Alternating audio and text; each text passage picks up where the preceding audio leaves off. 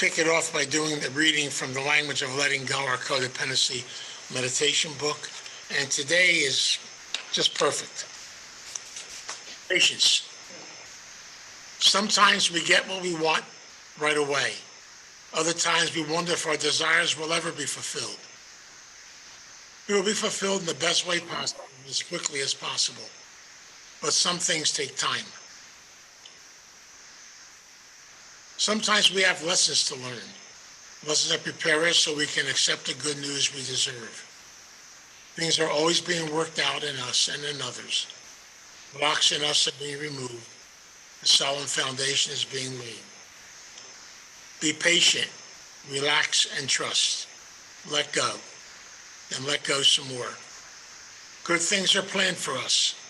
We receive them at the first available moment. Have all of our heart longs for. Relax and trust. Today I will identify what I want and what I need, and I'll be willing to let go of it. I'll devote my energy to living my life fully today, so I master my lessons as quickly as possible. I will trust that what I want and need is coming to me. I will let go of my need to control the details. Again, this is the last in our series on gratitude. I'm very grateful to be able to have with us today to finalize the series one of our therapists, Erik Jervis, who's done a great job with lectures before. So, Erik, glad to have you here, and it's all yours. Thank you, Vince. Thank you, everybody, for showing up and allowing me to speak and listening to what I have to say. I'm taking a moment to really process what Vince said, because it does tie into what I want to talk about today, and that's suffering.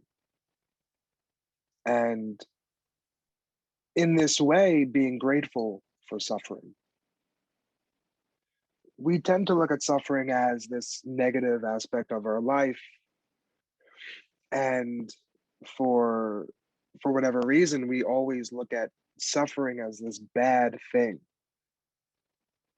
But I want you to just for a moment, just think about the moments you suffered and where you ended up after your suffering.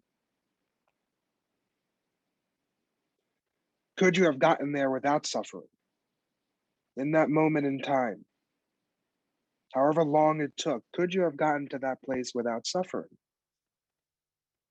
And for a lot of people, it's no. We needed to suffer in order to get where we are, whether it's being more mindful, whether it's being self-aware, whether it's losing, this aspect of ourselves at one point, but then finding it again. We understand that the suffering led us there. I tell my clients all the time that there are 4 truths, and this comes from the Buddhist principle of truth. Suffering is real. Your suffering has a cause. Your suffering will end. But the thing is, how do we get through the suffering? How do we work through it? And we work through it by living life. We work through it. We go through it. When we think of suffering, we think of death. We think of a loss of a relationship. We think of, a family member or a loved one going through something difficult. We then go through something difficult in trying to heal through that process. Well, what happens when we feel stuck in the suffering? We can't get away from it. We can't let go of it. And that's a big thing. It's learning to let go. A lot of times, if we understand that we're suffering and we're choosing not to do anything about it, then we're choosing to then suffer. Whether it be letting go of a relationship that's toxic or tough love, or understanding that we were the ones who caused some type of suffering and we're choosing not to do anything about it. Now, a lot of times we don't recognize we're not doing anything about it because we get so tied up in living through it. We throw the pity party. We think that life isn't going to get any better, life can't change. And then we inevitably accept that suffering will last forever. Well, it will if you wanted to and if you decided to.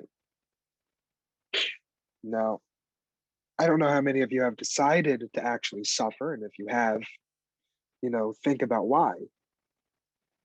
Think about why we choose to suffer. There's a lot of people in the world who believe they suffer because it's their penance. It's their way to reconcile with the things they've done, they've said in the past. They deserve to suffer. Well, no one deserves to suffer.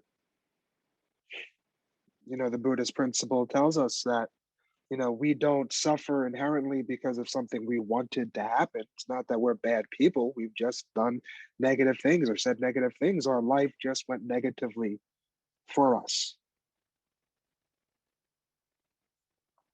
And so we go through the suffering. We're emotionally reacting to something that happened.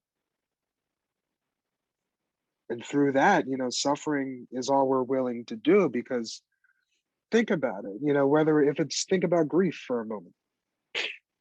There's no timeline for grief. We suffer emotionally, we suffer mentally, we suffer physically. But then when we are able to break past the suffering and we come to accept and we come to understand and we learn to let go, what happens? The grief slowly dissipates and we feel free again. Suffering isn't something that we can say you're going to start suffering on Monday and by Saturday it's going to be over. Suffering is all determined upon how much we're willing to do in order to work through it. I don't believe that we choose to end suffering. I believe that we choose to live life differently. The goal isn't to end something. The goal is to start something new or to get somewhere else. Because that's life. It's never the end destination. It's always about the journey. And suffering sometimes is a part of that journey. I look back on myself and I've suffered a lot of times. And in that suffering, I've learned a lot about myself. I've become self-aware, very introspective. I look inward a lot. But one thing I've learned is that letting go only happens when you're ready inside. And that's hard to understand. Because in order to understand to let go, we have to understand the suffering. To understand the suffering, we have to know why we're suffering to begin with, what caused the suffering. And we have to identify in what way we're continuing the suffering to happen. Yet a lot of people don't want to have that conversation, but it's a difficult one to have because we have to look at ourselves and say, what am I doing? And a lot of times that makes people angry because they think, well, I'm the one that's causing this to happen. I'm the blame. No.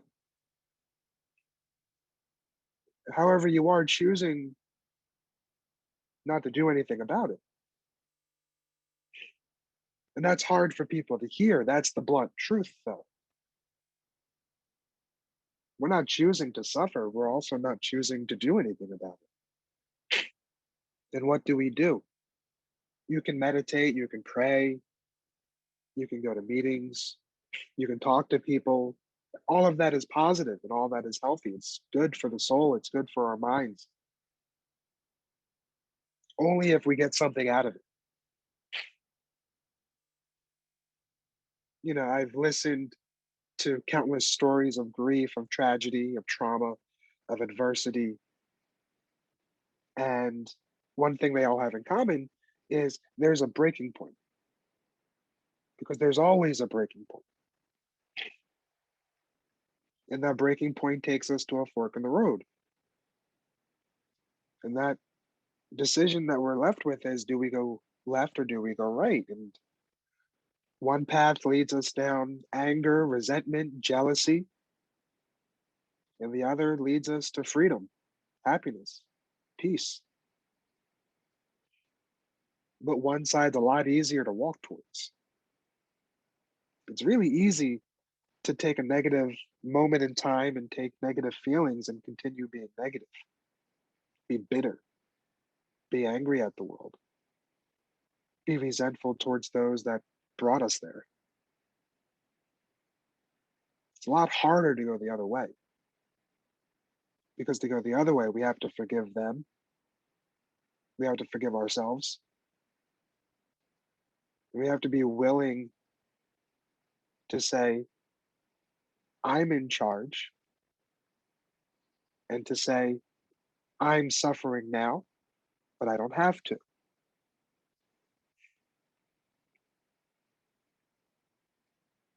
I don't know what Vince has said about gratitude, but when I think about gratitude, I think about being thankful, being grateful. I think about, you know, the things that have happened in life and that they needed to happen in order for me to get somewhere. One of my biggest sufferings in life is my mom died 3 years ago, and grief is one of those hard sufferings that we go through. One of the most emotionally and mentally difficult, because the first year is you know understanding that it happened. The second year is it actually happened and it's real, and reality kicks in. And the longer you go, it doesn't get easier. You just get used to it. Well, I play around with the idea, well, the longer we suffer, can we just get used to the suffering? And yes, we absolutely can. But if we get used to the suffering, then don't we accept the suffering? Would any of you accept, to be hurt all the time? Would any of you accept the fact that every day when you wake up, you're going to suffer until you go back to sleep, mentally, emotionally, physically? Now, some of that isn't any reason, for no reason other than it happened. That's life. But acceptance is key. Acceptance, understanding, changing. All of that is part of this. I think of suffering as something beautiful almost in this weird way. And the reason I say it's beautiful is because, you know, one of my favorite quotes is, just when the caterpillar thought the world was ending, it turned into a butterfly. And that metamorphosis is suffering. We go through scary stuff. We go through things out of our control. We go through hell and back. And sometimes we do think that the world is ending. Our world is ending. It's crashing from all sides. And then we go through that metamorphosis. We go through that change. And we come out better than we did when we went in, stronger. We come out new, revitalized. But how did we get there? Like I said earlier, we got there through suffering. So I will say, it's not scary when you think about it. Suffering is something we have to go through. And it seems scary at first, but when you really break it down, you know, it's really not. And that's just being okay with suffering happening. Remember, suffering is real. Your suffering is inevitable. Suffering will end, though. That's the part. It's that last part. Suffering will end. It has to, if we learn to let go of it. I've worked with many people who've chosen to hold on to their suffering. And when I ask why, it's typically because suffering reminds them of the past. It reminds them of what happened, and they don't want to forget what happened. Whether they've been cheated on, a loved one died, a toxic relationship that took them for granted, whatever it was. They hold on to the suffering as a reminder, as a bookmark. And then I typically ask, well, why do you want to remember that? So it doesn't happen again. Well, can you determine it won't happen again? Can you stop death? Can you prevent someone from being toxic to you? Can you control whether someone leaves your life or not? No. So you're holding on to this moment in time that's causing you to suffer because you don't want to forget it. Well, you're not going to forget it. And what you're doing is you're reliving life in that moment over and over and over and over. So you haven't even accepted that it happened to you. You just understand that it's happened to you.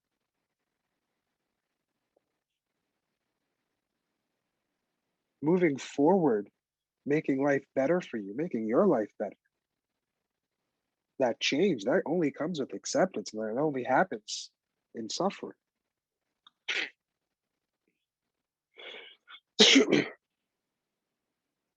I think we have to start doing more inward analysis of ourselves. Inventories. I love self inventories. My clients hate them because I have them do them all the time, but I love them because they work. What am I doing? Am I living life the way I want to? Am I controlling my thoughts and being mindful? Am I, thinking of the truth, my truth? Am I resisting any type of, negative energy or evil? Am I respecting life? Am I doing good work for others? And if those questions can't be answered, well, then there's some work we have to do.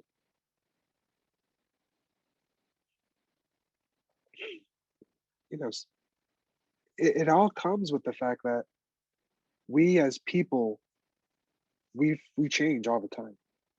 We constantly change. Our clothing changes, our hair changes, you know, our youth, age change, our hearing, our sight, our taste, our smell, all of it changes throughout our life.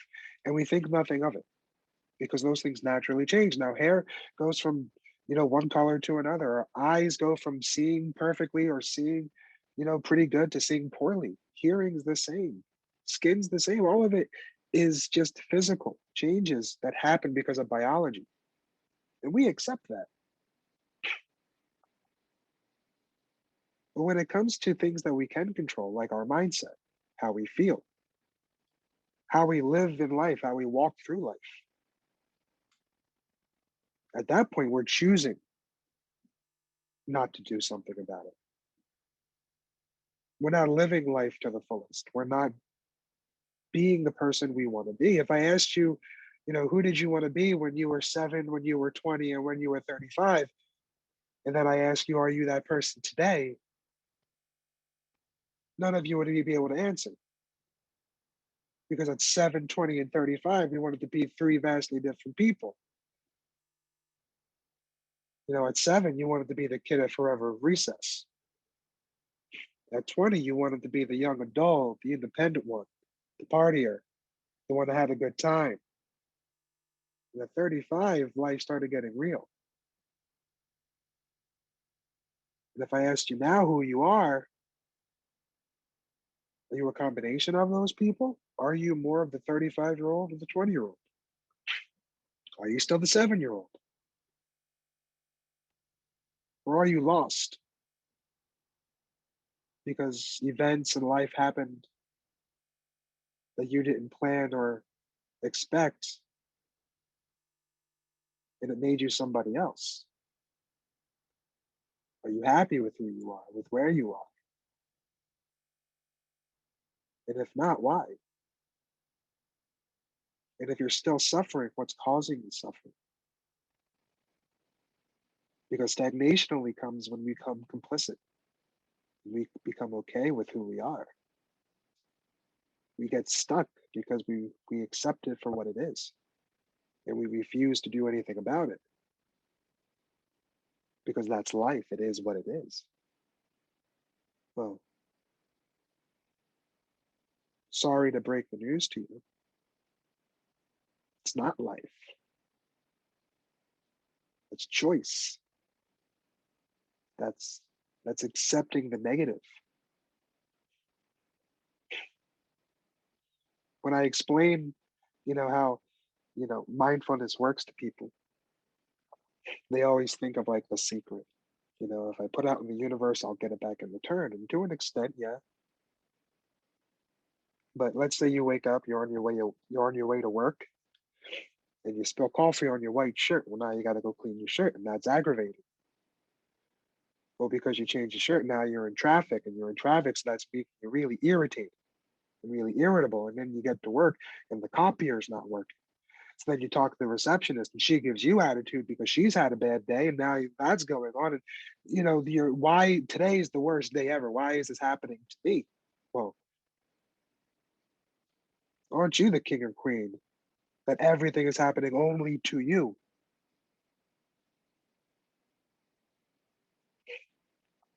But think about what started it all. That cup of coffee spilled on your white shirt.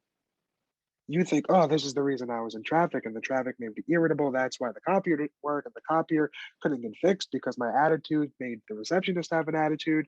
And no, we've become hyper focused on all the negative things that could go wrong. And that's where a lot of people get lost. Correlation doesn't equal causation. Time and events only happen because that's the way they happen. Why let a cup of coffee ruin your entire day?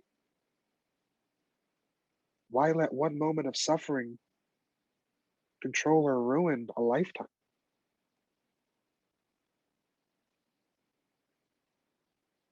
Think about that. Think about how many people allow their suffering to dictate where they go and their outlook on life. Some become nihilist, and nothing's right and nothing's worth having, and the world isn't really worth it, and life isn't worth living. It's a sad life to live. But those are people a lot of times that have been hurt and they found no way out. They found no point in living, in working. Do you have a point?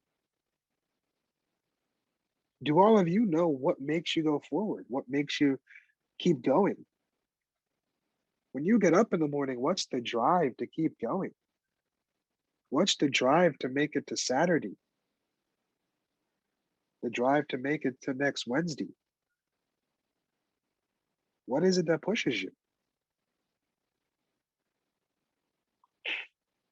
For some, it's family, it's friends,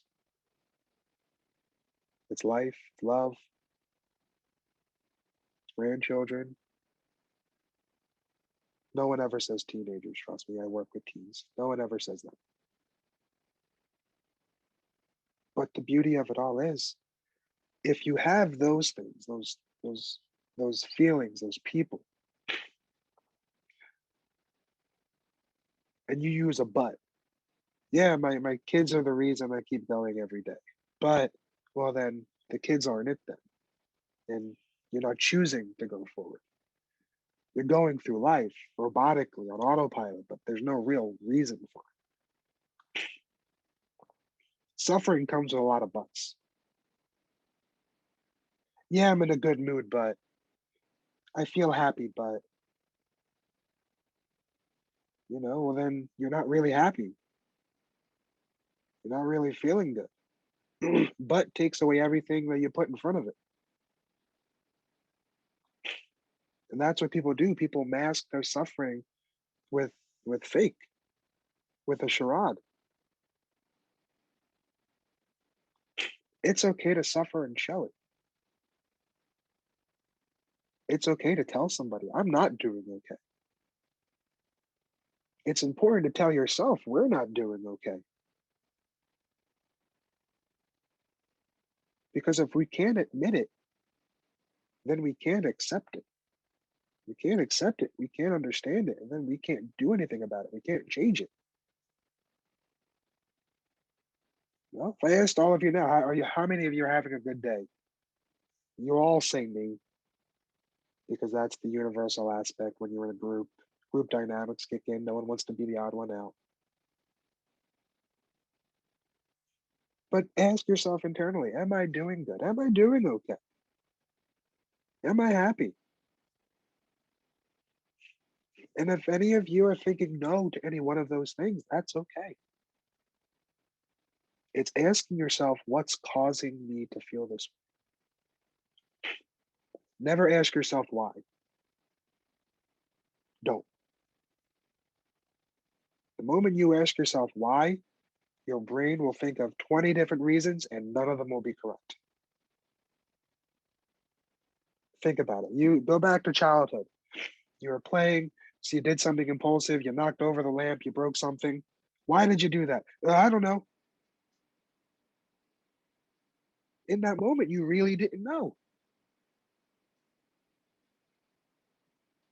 Instead, if the adult asked what happened, then the story comes out. I was playing, and then I got too close to the lamp, and then the lamp fell, and then now I'm freaking out, and I wish this would stop. And now there's an understanding. You can do something about that. So what's causing me to feel this way? What's causing me to not feel happy? What's happened that I feel angry or sad or unwanted? Because suffering isn't this grandiose major thing. Suffering can be subjective. When you're not thanked, you're not given gratitude, you feel unwanted. That's suffering too. That's personal suffering. That's not allowing yourself to do anything. So dig deep, think inward. What's causing me to feel this way? Is it that my daughter keeps asking me to do things, but she never says thank you? Is it that, my partner expects all of these things of me and I can't even do part of them, let alone half of them?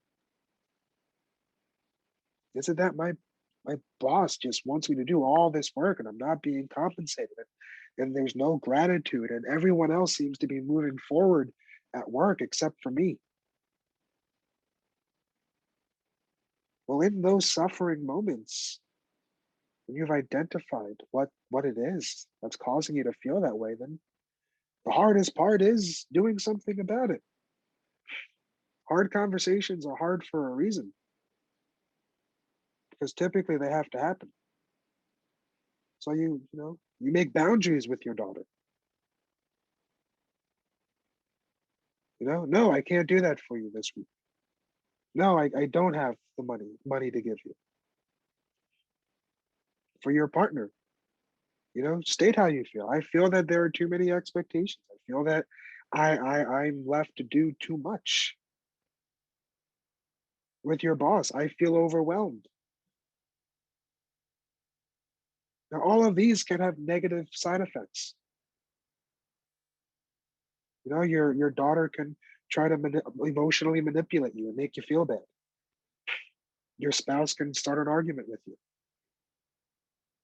Your boss can consider, letting you go because if you can't do this work, then you can't do any other work. You won't know until you get there. One of the major factors that I find with, you know, eternally suffering is fear. Fear of the unknown, fear of the things we can't control. Fear and anxiety go hand in hand because anxiety preys on your fear. It looks at your fear and goes, oh, this is what you're going to be afraid of today. Asking your boss for a raise, telling your partner you want more in your relationship, telling your son he needs to be more independent. These are scary things, but they're not. We just think they are. Anxiety drains our belief in ourselves. It drains any type of aspect that we have to go forward. And then what do? We suffer. We stay in our mediocre relationship that we're not getting anything from. We accept that, we're going to get paid less than what we're worth. We accept that our our child isn't going to be independent or pull their weight. We just start accepting left and right because of fear. And when we accept fear, we inevitably accept that this is life. We accept there's nothing else. So my question for you is another question. Are you willing to accept that? That this is it. This is as good as it gets. Hopefully you say no. Hopefully there's more. Hopefully there's positive growth. You shouldn't want to be in 3 years where you are now. You shouldn't want to be next week where you are now. I don't care how old we are. Life keeps going. We can if we want. Or we can stay stuck. We can continue to suffer. We can continue to feel bad. We can continue to have anxiety, depression, anger, rage, resentment, bitterness. You name it, we can stay in that life. We can stay in that mindset. Or we can choose to walk away from it. We can choose to let go. And it's not like letting go of a balloon and we watch the balloon go up in the air. It's harder than that. Emotional letting go is so much more difficult because it's scary. Because human error, what do I lose? What could I lose? What negative things could happen to me by doing this? Humans are horrible, horrible creatures. We always think negatively first. We're designed to do that. That's why fight or flight exists.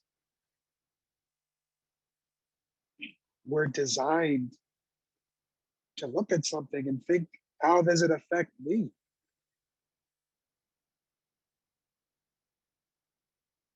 The beauty of that is that comes in handy from time to time,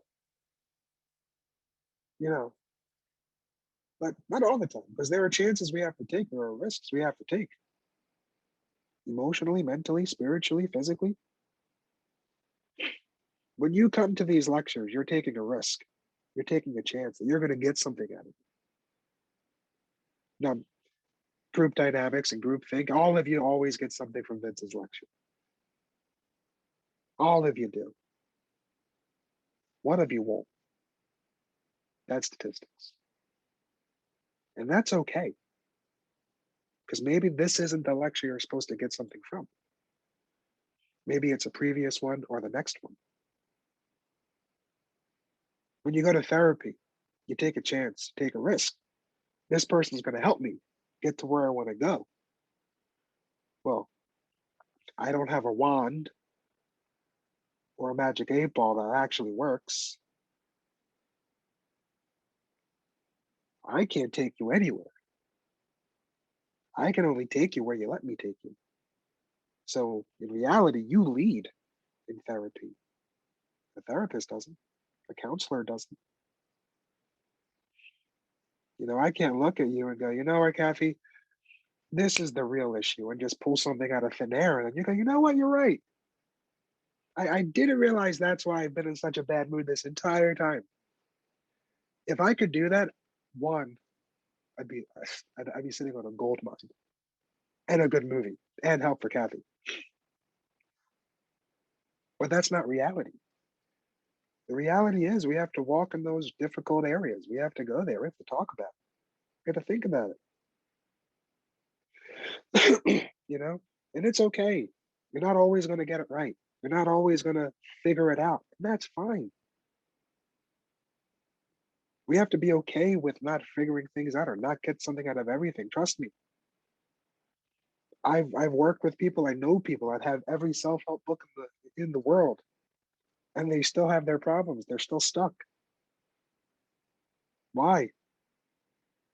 Well, maybe that one thing we're not supposed to figure out. Maybe we're supposed to let go of it. Supposed to identify it, understand it, accept it. And maybe the change is letting go of it, not allowing it to affect us anymore. That's hard for people because we want to do things physically to change. We want to be able to say, I conquered that mountain.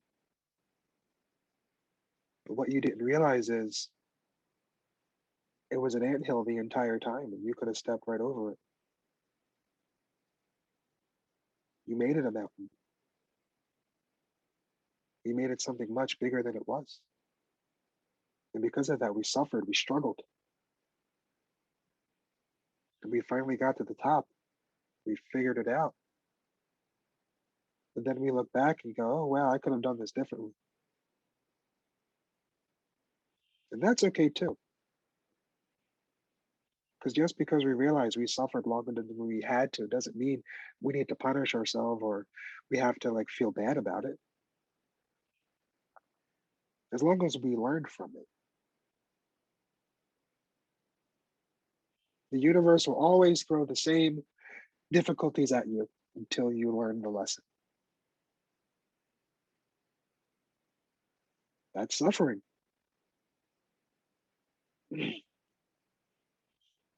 So until we learn the lesson, we're going to suffer.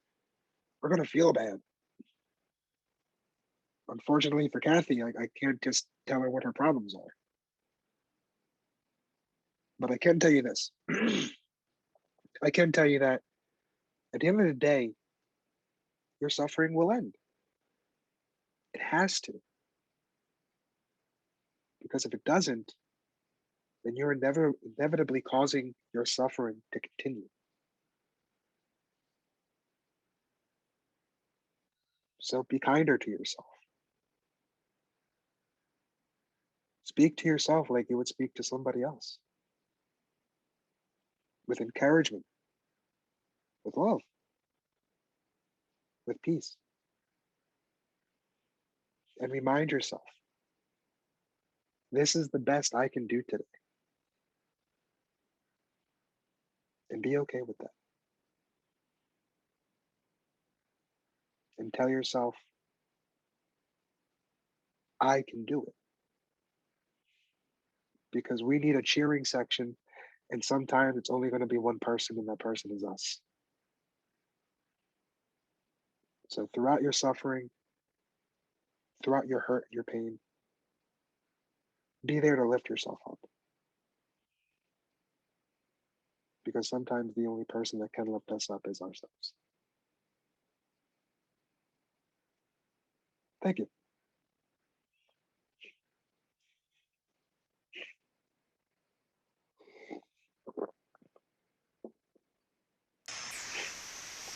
Thank you, Eric. It was a good conclusion to our series on gratitude. But one of the beautiful things about gratitude is that we got to go through the struggle to get to the other side. And that's something we all go through in our humanness. So we're grateful for every moment of our life that we have to do that. So in this spirit, let us now pray. God, we come before you as a family. We call upon our higher power, our belief, our higher presence to guide us and be with us on this journey called Earth. As we walk the journey of Earth, we know we'll experience our struggles, our suffering, and sometimes even our pain. But sometimes from all this, if we have the right attitude, growth can take place, but it comes within our own soul. So we ask you, our higher power, our God, to walk with us on the journey, so we never have to do it alone. For you are our guide, you are our strength, you are the one that are always there, with patience, with kindness, and over a period of time taking care of ourselves. We're able to look at all these things we experience in life and hopefully be able to see them through the eyes of gratitude, through the eyes of learning. And so we pray today, as we finish this series, we pray every day that we have an attitude of gratitude, an attitude of humility, an attitude of acceptance, but above all, that attitude of love. To carry this within our own hearts, to help us to walk the journey even though we don't know the answers to this journey or where it's going to lead us. Remember, the unknown is only there because it's not supposed to be known. But if we walk together with you, we'll be able to cross over into it and grow and learn from it. We pray every day and we ask for your guidance, your direction. Be with us and help us one day at a time to live the journey of this earth. We pray and we ask this in your name. Amen. And now I'm going to ask all of you, if you don't mind, unmuting, and we're going to try to the best of our ability, and Kathy's going to lead us, we're going to try the best of our ability. We're going to do prayer together. The we version, by the way. Here we go. God, grant me the serenity to accept the things I cannot change, the courage to change the things I can, and the wisdom to know the difference. God's will, not mine, be done.